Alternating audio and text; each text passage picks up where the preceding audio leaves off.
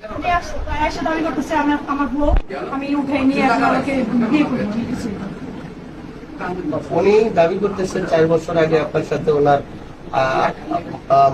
মহামান্য হাইকোর্টে আপনার হ্যাঁ বলছে, সেটা ও জোর জবরদস্তি করে আমাকে নিয়ে গেছে। আমি তখন ফরওয়ার্ডি মেডিকেলে ক্লিনিক্যাল প্র্যাকটিসে ছিলাম। ও আমাকে ওর ব্যাংক ফ্যাংক নিয়ে আসছে, ওর বন্ধু বান্ধব নিয়ে আসছে। আমি বের হয়েছি, ওর সাথে সাথে আমাকে সিএনজিতে উঠে নিয়ে জোর করে কোর্ট ম্যারেজ করছে।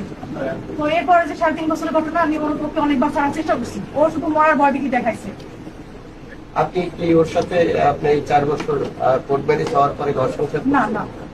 আচ্ছা, যে যে আপনি যাকে পছন্দ করেন না সে মারা গেলে আপনার কি ভয়ভীতি দেখাইলে আপনার কি, কেন আপনি আইনি ব্যবস্থা নিলেন না? আমি ডিভোর্স অলরেডি দিয়ে দিচ্ছি গত পরশু। 4 বছরের পর এখন ডিভোর্সের কাগজ এখন হাতে পাই, একসাথে হয়তো এক সপ্তাহের ভিতরে চলে আসবে। আপনি কি চান? ডিভোর্স দিয়ে দিচ্ছি অলরেডি, এখন কি চাই? এটা তো ডিভোর্সের কাগজটা ডিভোর্সের কাগজটা সে পায় নাই। সে পাবে এক সপ্তাহের মধ্যে। পাবে। হ্যাঁ। আচ্ছা, তাহলে তো আপনারা এখনো স্বামী স্ত্রী না পাওয়া পর্যন্ত তো আপনাকে স্ত্রী দাবি করতেই পারে। তাহলে কি আপনি বলতে চান আপনার আইনগতভাবে ওরকম তো কোনো বিয়ে হয় নাই হিন্দু ধর্মে। সে শুধু কোর্ট ম্যারেজ করছে, আর তো কিছু টাকা কিন্তু ওরকম তো কিছুই হয় নাই। ওরকম কিছু হয় না? না, ওরকম কিছু তাহলে হয় ওর নাই। সাথে আপনি ঘর সংসার করে না না। তবে তো আপনার ওর যে ও বললো যে আমার সাথে সে 4 বছর 4 বছর লিভ টুগেদার ছিল। এবং ঘর সংসার। আমার টাকায় সে নার্সিং পড়ালেখা করছে। এখন সে চাকরি পাইছে, সে আমাকে এখন বাংলা ও কিছু হেল্প করছে, মানে ও যে একবারে মানে দিছে কিছু কিছু। এখন ও যদি সেটা যদি দাবি করে, ওকে ওর দিয়ে দেবো লাগবে, সমস্যা নেই। সেটা কি রকম হতে পারে অ্যামাউন্টটা? তাকে হিসাব করতে বলেন যে বলছে। উনি বলছে 30 লক্ষ। নার্সিং করতে আপনারা তো জানেন সাধারণত নার্সিং করতে কয় লাখ টাকা লাগে। সেই কারণেই তো আপনাকে জিজ্ঞেস করা। ও কি শুধু একাই পড়াইছে আমাকে?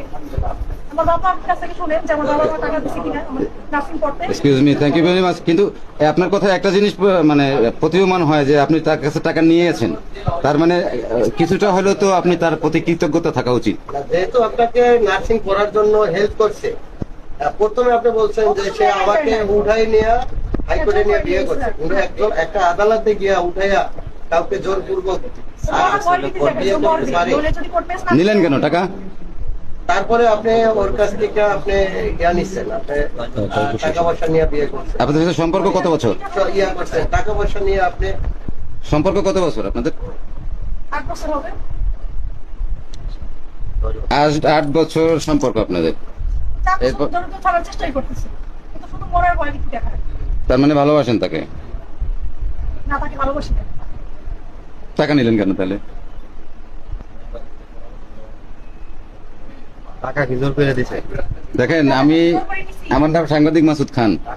এই ক্যামেরাটা কিন্তু প্রাইম মিনিস্টারের দিকেও তাক করানো থাকতো, সুতরাং টাকা কেউ জোর করে আপনি নেন নাই, সে আপনার জোর করে দেয়। স্বামী স্ত্রীকে টাকা দিছে, স্ত্রী পড়ালেখা করে, সে পড়ালেখার খরচ দিছে। কিন্তু এখন হয়তো বা ওই সময় আপনার সাথে সুসম্পর্ক ছিল, এখন আপনি চাকরি পাইছেন, এখন আপনি ওকে আপনার ভালো লাগে না, ডিভোর্স দিয়ে দেবেন, এরকম হইতে পারে। ও আমাকে তো আরো অনেক কিছু বলছে। ও বলছে যে ও ডিগ্রি কমপ্লিট করছে। ও তো আসলে কোনো ডিগ্রি কোনো কিছুই করে নাই। ও আমাকে শুধু এতদিন আশ্বাস দিচ্ছে ও মাস্টার্স কমপ্লিট। এখন শুনি যে ও কোনো পড়াশোনাই করে না। তাহলে আপনি স্বীকার করে নিলেন যে উনি আপনার হাজবেন্ড? না, আমি তো ডিভোর্স দিয়ে দিছি অলরেডি। এখন হাজবেন্ড হবে কিভাবে? যেহেতু হিন্দু ধর্মে কিন্তু কোর্ট ম্যারেজের ওরকম একটা ভ্যালু নাই, আপনি জানেন সবাই। আগে তো কিছুই ছিল না, এখন তো আপনার রেজিস্টার হয়েছে।